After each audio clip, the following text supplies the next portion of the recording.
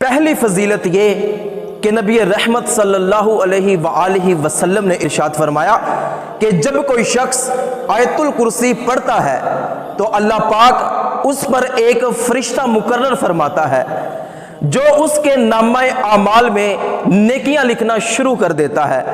اور اگلے دن کے اس وقت تک نیکیاں لکھتا رہتا ہے جس وقت اس بندے نے آیت الکرسی پڑھی ہوتی ہے۔ آسان لفظوں میں یہ کہ اگر آپ عصر کے وقت آیت الکرسی پڑھتے ہیں تو فرشتہ اگلے دن عصر کے وقت تک آپ کے نامہ اعمال میں نیکیاں لکھتا رہے گا۔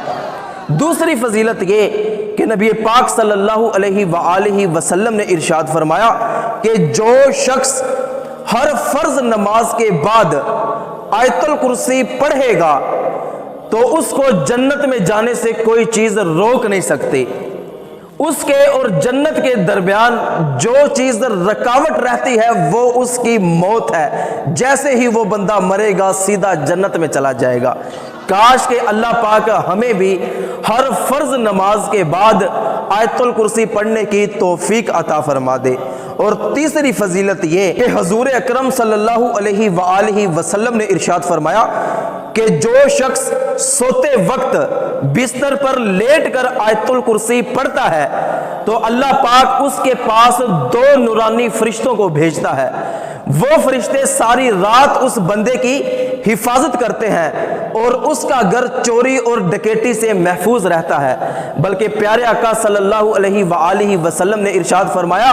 کہ اس کا گھر تو چوری اور ڈکیٹی سے محفوظ رہتا ہی رہتا ہے، اس کی برکت سے